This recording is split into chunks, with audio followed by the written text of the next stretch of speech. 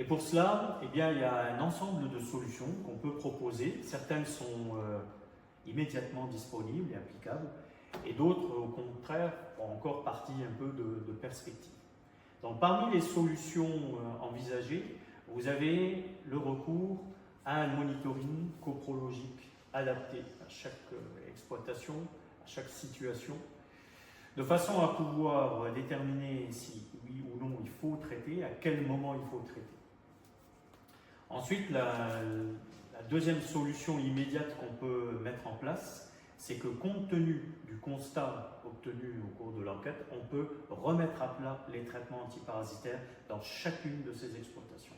Et pour ça, vous aurez bientôt à disposition un bilan personnalisé qui vous permettra de dire, voilà, on peut avoir recours à telle ou telle molécule chez vous, et telle ou telle molécule n'est plus efficace, et il faut donc ne plus l'utiliser. Ensuite, il y a des choses qui sont un petit peu plus à long terme. Je vous parlerai de la sélection génétique d'animaux résistants qui se met en place dans plusieurs races ovines, laitières ou allaitantes en France. Il y a les actions qu'on peut mettre en place sur le pâturage, sur la conduite. Et puis enfin, on dira quelques mots de perspective tout à la fin. Le monitoring, pardon. Alors Philippe, sur cette étude, du coup, ce qu'on n'a peut-être pas dit, c'est qu'il y a 6 estives qui ont été représentées dans l'étude et que ça correspond à 40 éleveurs. Donc du coup, il y a des résultats hétérogènes, il y en a d'autres qui sont homogènes, mais à partir de cet échantillonnage qui est assez important, on peut tirer des conclusions quand même pour l'ensemble des éleveurs du coup du département à minima. Oui, je crois que c'est ça qu'il faut qu'on souligne ici, c'est la dimension de l'étude. Parce que pour l'instant, souvent, comme ça avait été fait dans le Val d'Azun dans les années précédentes, on avait des enquêtes qui étaient plutôt limitées en termes d'envergure. Or là, on a bien pris soin d'investiguer 6 estives, plus des non-transhumants aussi. Et dans chacune de ces estives, il y a 3, 4, 5 ou 6 éleveurs qui représentent en tout effectivement une quarantaine d'éleveurs. Donc c'est à ce niveau-là, on pense que c'est quand même représentatif de ce qui se passe sur le département. Et les conclusions que l'on a pu mettre ici en évidence, probablement concernent une très très très grande majorité des éleveurs du département. Je reviens au monitoring parce que c'est comme un point central. Ici, avant d'aborder le monitoring, je voulais vous présenter les résultats d'intensité moyenne d'expression dans une des estives. C'est l'estive numéro 1 dont je vous ai parlé tout à l'heure. Et vous voyez ici, on a là le chiffre en question, c'est plus un pourcentage de réduction, c'est l'intensité d'expression moyenne du lot témoin, du lot levamisole, du lot monépental, etc.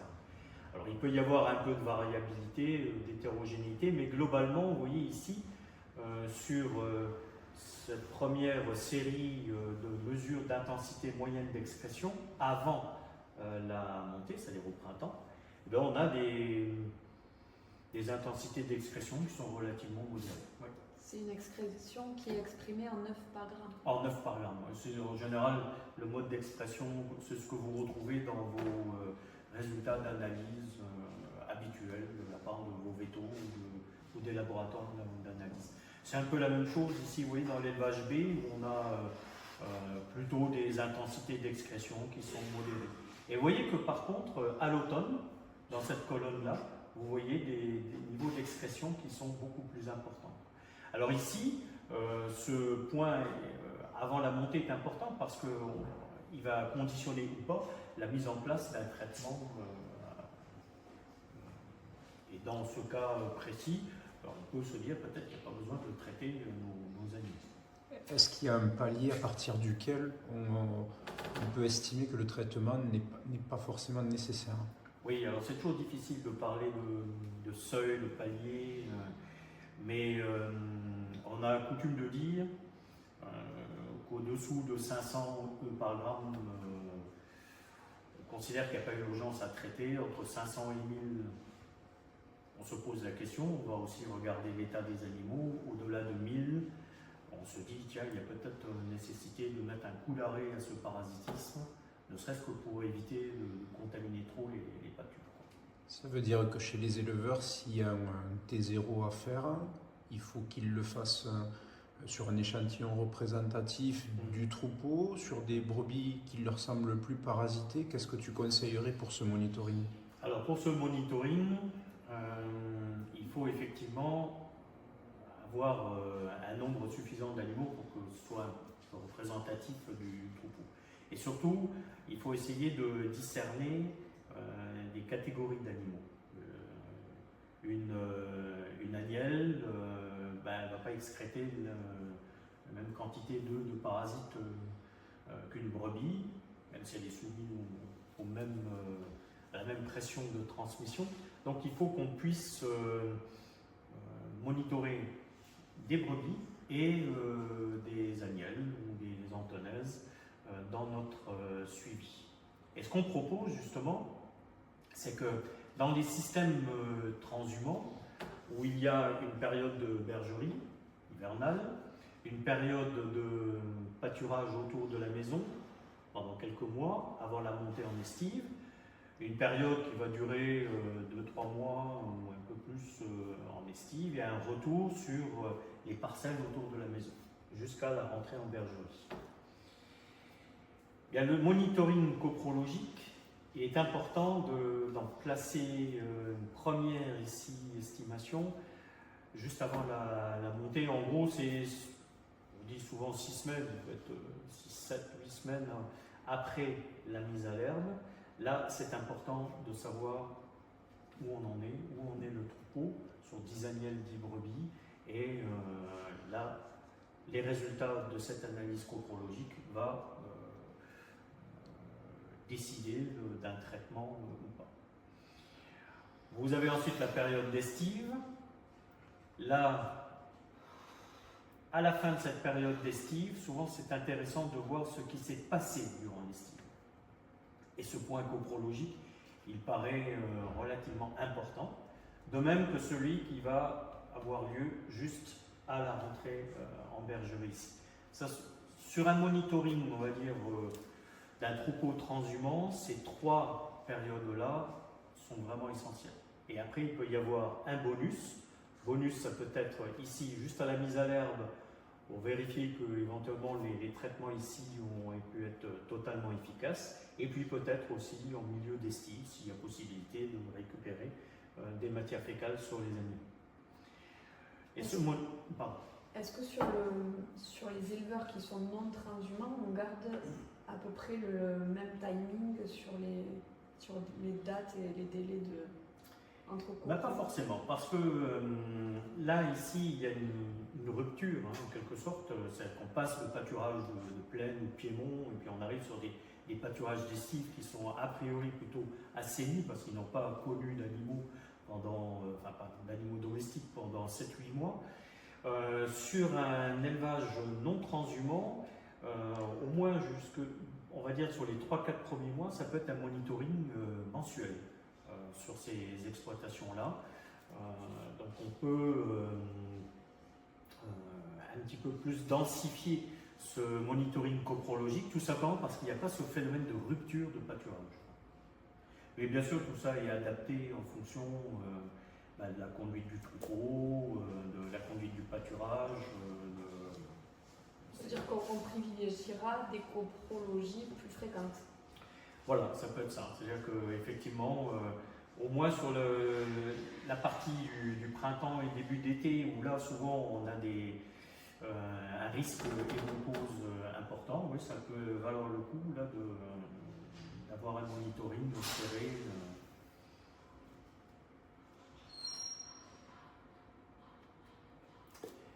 Donc, ce monitoring, il a pour objectif de surveiller en quelque sorte le parasitisme et de savoir s'il y a besoin ou pas de traiter aux différents moments. Et lorsque l'on décide de traiter, il faut savoir ensuite choisir la bonne molécule.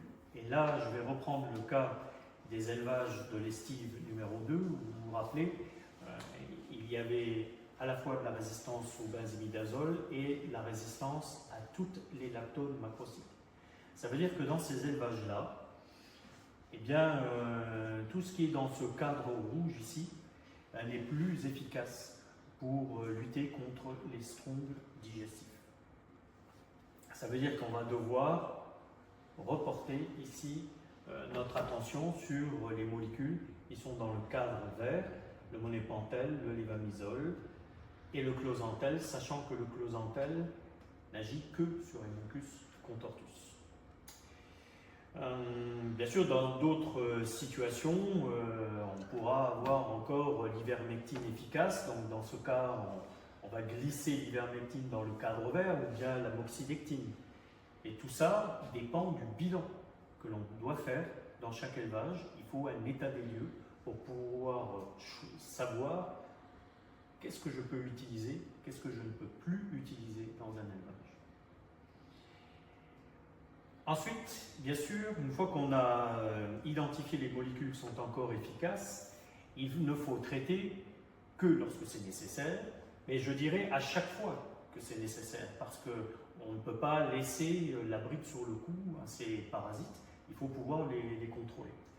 Le deuxième point important, c'est que si on a 2 ou 3 ou 4 molécules encore efficaces dans un élevage, il faut faire une rotation de ces familles de molécules dans la même année. Ça ne veut pas utiliser toujours la même molécule, ne pas utiliser toujours le levamisole, printemps, été, automne. Sinon, on risque d'avoir une pression de sélection importante sur les parasites et donc assez vite sélectionner de la résistance. Et si possible aussi, les utiliser d'une autre manière. C'est-à-dire que jusqu'à maintenant, on traite tous les animaux d'un lot, voire même tous les animaux du troupeau en même temps avec la même molécule. La question qu'on peut se poser, c'est est-ce qu'il est nécessaire de traiter tous les animaux d'un lot? Est-ce qu'on ne peut pas imaginer une autre façon d'administrer ces antiparasitaires, c'est-à-dire de faire du traitement ciblé, sélectif, donc de ne traiter qu'une partie des animaux d'un lot? On a conscience que c'est une véritable révolution, parce que jusqu'à maintenant, le discours, c'était de traiter tous les animaux. Et là, effectivement, on propose de baisser la garde vis-à-vis d'une partie de ces animaux. Si on parle de traitement ciblé sélectif, le premier point important qui apparaît, c'est d'accord, je vais traiter certains animaux et d'autres pas, mais sur quels critères? Qu'est-ce qui fait que je vais traiter un animal et de ne pas en traiter un autre? Il y a le premier critère que l'on propose, c'est l'âge. C'est-à-dire que les animaux jeunes, les agnelles, les antonaises, n'ont pas encore acquis complètement leur immunité contre les strongles. On ne baisse pas la garde sur ces animaux-là. Par contre, c'est sur les brebis adultes où là, on peut imaginer d'utiliser des critères de traitement ou de non-traitement en fonction de la présence de muqueuse pâle, d'œdème justement dans la région de l'auge, si c'est une brebis qui est en état corporel, on va dire déficitaire, s'il y a l'amaigrissement, s'il y a des retards de croissance sur des non pas sur des brebis, et également la présence ici de souillures fécales, donc de traces de diarrhée chez ces animaux. Donc voilà un peu les quelques critères que l'on peut utiliser, sachant que parfois on peut être amené à ne traiter que 50% des animaux, parfois un peu plus, parfois un peu moins. Et à chaque fois qu'on va laisser des animaux non traités, on va laisser en quelque sorte une chance aux parasites sensibles. Et on va expliquer ça avec la notion de refuge. Voilà 2 troupeaux, le troupeau 1 et le troupeau 2, avec des brebis qui sont parasitées par des vers sensibles de couleur verte et par des vers résistants de couleur rouge. Alors, vous voyez qu'ils sont un peu répartis, voilà. Mais qu'au départ, il y a un peu plus de parasites de couleur verte que des parasites de couleur rouge. Et c'est exactement la même situation dans le troupeau 2. Sauf que dans le troupeau 1, on va faire un traitement systématique. Je vais donc traiter toutes mes brebis, celle-là. Et par contre, dans le troupeau numéro 2, je ne vais en traiter qu'une partie. Résultat des courses, après traitement, eh bien dans le troupeau 1, je n'ai plus que du parasite qui a résisté au traitement, donc que du parasite rouge. Par contre, dans le troupeau 2, où je n'ai traité que celle-ci, celle-ci et celle-ci, là, je vais avoir encore du parasite vert, donc sensible à la molécule. Et ça veut dire que ensuite, bien, on va avoir, après réinfestation sur les parcelles, ici, on va avoir pratiquement une situation où on n'aura plus que du parasite résistant, alors que là, on aura encore des parasites sensibles et des parasites résistants. Le fait d'avoir réalisé des traitements ciblés sélectifs retarde l'apparition de ces situations-là. Et c'est tout l'intérêt de cette stratégie-là, de retarder le plus possible les situations très compliquées comme celle que vous voyez là. Alors une autre façon aussi de sélectionner rapidement de la résistance et de la diffuser entre troupeaux, là on revient à nos systèmes d'élevage transhumants, c'est que vous allez avoir un éleveur dont les animaux présentent à la fois des parasites résistants en rouge là, et des parasites sensibles. Et avant la montée en estive, il réalise un traitement systématique. Donc ça peut être avec, je sais pas, de l'ivermectine, de la moxidectine, de la doramectine. Et à ce moment-là, eh bien, ce traitement systématique à la montée, il bloque complètement les parasites sensibles, ils vont rester en bas, dans la plaine, et seuls les parasites résistants vont monter en estive. Or, en estive, il peut y avoir mélange de troupeaux, et à ce moment-là, les parasites ici résistants venant de ce troupeau-là vont pouvoir se transmettre aux autres troupeaux, qu'aux transhumants. Et on pense que ça, c'est un des moyens possibles de diffusion de la résistance dans ces contextes d'estive. Parmi les solutions, on va dire, un peu encore à long terme pour certaines races allaitantes, c'est plus concret maintenant pour des races ovines laitières des Pyrénées, dans le département voisin. Cette mesure consiste à renforcer la résistance et la résilience des moutons par une sélection génétique de béliers résistants. Alors ça se fait dans les races ovines laitières des Pyrénées, où on a maintenant une indexation des béliers du centre ovin sur leur résistance.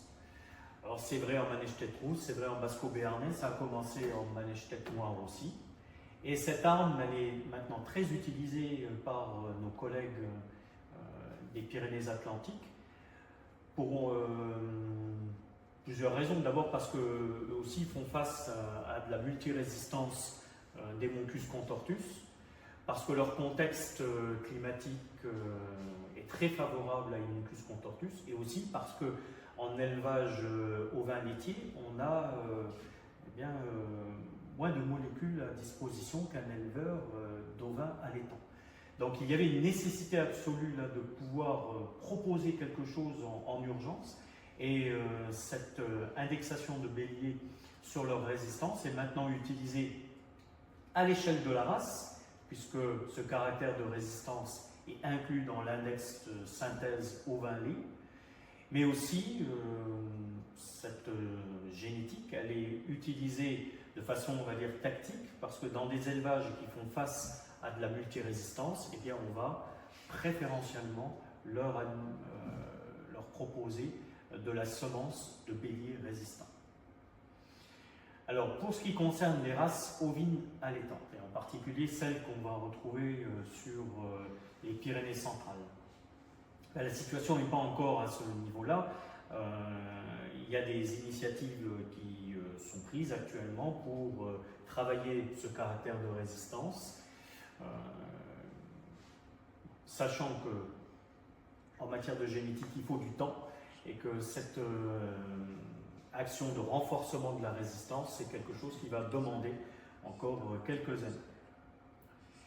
Alors ce qu'on peut faire par contre de façon beaucoup plus immédiate, c'est d'agir sur le pâturage. En particulier, l'idée c'est de limiter les fortes expositions aux strongles gastro-intestinaux. Donc de faire en sorte que ici, la contamination de ces parcelles soit la plus faible possible.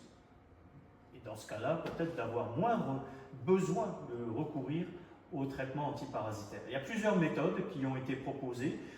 Celle qui donne actuellement des résultats très intéressants, c'est le pâturage mixte, ovin-bovin, sachant que lorsque les bovins ingèrent des larves infestantes de parasites de moutons, ces larves sont perdues, elles ne se développent pas. Et inversement, lorsque ces animaux ici vont avaler des larves infestantes de strongles de bovins, eh bien ces larves ne se développeront pas. Ce qui fait que ces deux espèces ici, mises en pâturage mixte, que ce soit concomitant ici ou successif, en fait se protègent l'une de l'autre. Et l'autre possibilité, c'est d'utiliser des systèmes de pâturage cellulaire qui peuvent conduire en fait à allonger le temps de repos de certaines parcelles, et plus on allonge le temps de repos d'une parcelle, et plus on a l'espoir de la voir s'assainir au moins en partie. Enfin, il y a des perspectives à plus long terme. Alors là, je vous parle de choses qui vont peut-être se développer dans les 5 ou 10 ans qui viennent. Alors, il faut relever ici une décision de l'Union européenne qui a autorisé l'utilisation de champignons nématophages dans des espèces bovines, ovines et caprines. C'est quelque chose de tout nouveau. Donc là, ça ouvre peut-être une perspective intéressante d'utilisation. C'est une méthode qui est déjà utilisée en Australie, aux États-Unis. Et par contre, oui, il faut un peu tordre le cou à certaines solutions qui vous ont peut-être été proposées.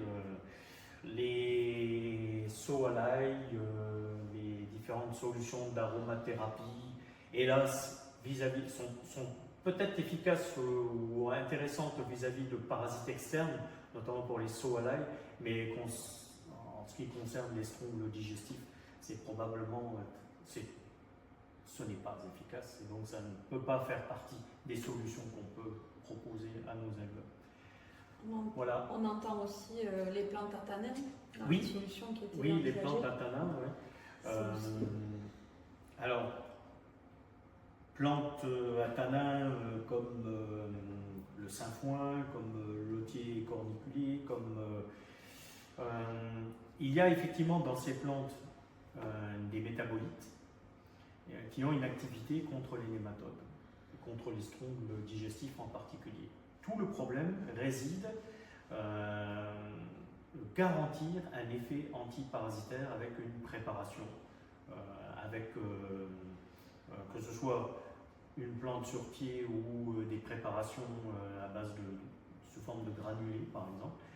Et là, hélas, on a observé assez souvent, très souvent même sur le terrain, des échecs d'efficacité. Donc on n'a pas effectivement l'efficacité attendue dans le cadre de la lutte contre les strongles digestifs. Et en tous les cas, lorsque vous avez un hémoncus résistant ou multirésistant, il est plus temps de penser au tanin, on est bien d'accord.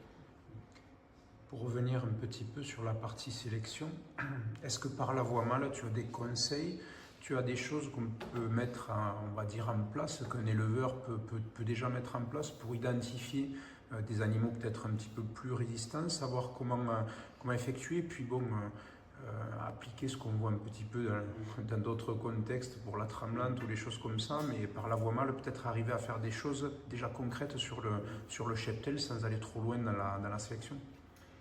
Alors la voie mâle, c'est bien la voie qui a été utilisée dans ces travaux-là qui ont débuté dans les Pyrénées-Atlantiques. Mais effectivement, pour un éleveur qui a un rat de bélier, qui en a 8, 10, 12, qui ne peut pas bénéficier justement de cette, on va dire ce phénotypage à l'échelle d'une race, est-ce qu'il peut tenter quelque chose à son échelle? C'est ça la question. Alors les généticiens, dont je ne suis pas, les généticiens diront c'est très très compliqué quand même. Maintenant, peut-être ce qu'on peut faire à petite échelle, c'est de tester ces béliers en coprologie coprologie individuelle, là pour le coup, hein, il ne s'agit pas de faire du mélange, mais d'essayer de voir si parmi les 8 ou 10 béliers qui sont présents dans l'exploitation, on a un ou deux individus qui se situent toujours ici, c'est-à-dire dans des niveaux d'excrétion très importants. Et au contraire, est-ce qu'on en a d'autres qui sont plutôt dans des niveaux d'excrétion faibles, à condition que tous ces béliers soient soumis à la même pression de transmission. Et bien dans ce cas-là, peut-être oui, on peut imaginer, on peut se dire que de garder ces béliers qui vont excréter énormément, c'est peut-être prendre un risque de garder un bélier sensible, voire hypersensible dans son exploitation. Et s'il y a peut-être un choix à faire, je sais que dans le choix des béliers, il n'y a pas que ce caractère-là qui est pris en compte, mais si on doit prendre en compte ce caractère-là, de résistance au parasitisme, peut-être que ce n'est pas une très bonne idée que de garder ces béliers qu'on peut considérer comme hypersensibles. Mais encore une fois, voilà, c'est à prendre avec quand même beaucoup de prudence, de pincettes, mais à l'échelle d'une exploitation, c'est effectivement ce qu'on peut faire. Merci. Par rapport au mode d'administration des antiparasitaires, oui. Est-ce qu'il y a une incidence du coup sur l'efficacité ou pas du tout? Alors, entre des formes injectables, des formes orales, bon, on proscrit les formes couronnes, ça on est d'accord. Parfois, il nous est arrivé effectivement d'avoir des petites différences entre des formes injectables et des formes orales, avec une efficacité un petit peu plus importante des formes orales. Ça dépend aussi beaucoup de l'état général des animaux. Quand on traite un troupeau où les notes d'état corporel sont très déficitaires, il n'y a pas beaucoup effectivement de tissus adipeux, de tissus graisseux, eh bien ça bouleverse un peu la pharmacologie de certaines molécules, en particulier de l'ivermectine et de l'amoxicilline. Et dans ce cas-là, peut-être qu'il est préférable de l'administrer par voie orale plutôt que la forme injectable. Je rappelle quand même que dans l'étude qui a été faite, tous les antiparasitaires ont été administrés par voie orale, c'est-à-dire qu'on s'est mis dans une situation qui était la plus favorable pour l'efficacité de ces molécules. Et est-ce que au niveau du timing dans la journée, du cycle normal d'une brebis sur une journée, est-ce que c'est plus efficace de traiter le matin ou quand elles sont à jeun, parce qu'on entend un peu de tout, notamment quand c'est du buvable? Avec les bases d'azote, ça a été bien montré que l'administration du médicament à jeun augmente sa biodisponibilité. Donc, quand le ver est résistant, quand il a muté sur le gène correspondant, que l'on donne le médicament le matin, l'après-midi, un jeun, pas un jeun, ça ne change plus grand-chose. C'est presque plus en amont qu'il aurait fallu se poser cette question et dire, voilà, pour obtenir la meilleure biodisponibilité, il aurait fallu traiter les animaux à jeun. Et ça, c'était il y a 30 ans ou 40 ans. Avant d'avoir les résistances. Avant d'avoir les résistances. Ne pas oublier peut-être aussi la notion de sous-dosage. Oui, alors ça c'est important aussi, c'est que quand, c'est vrai, j'ai oublié de préciser ça dans mon propos tout à l'heure, c'est quand on dit il faut préserver l'efficacité des molécules qui sont encore efficaces dans un élevage, eh bien il faut effectivement respecter un certain nombre de bonnes pratiques de traitement, c'est-à-dire bien vérifier son pistolet drogueur, c'est aligner la posologie, enfin, le volume que l'on va administrer aux animaux sur le poids le plus lourd du lot, etc. Donc, tout ça, c'est effectivement, ce sont des choses qu'il faut répéter inlassablement et qui sont importantes parce que, en dehors de la rotation des familles de molécules, oui, le respect de ces bonnes pratiques est fondamental.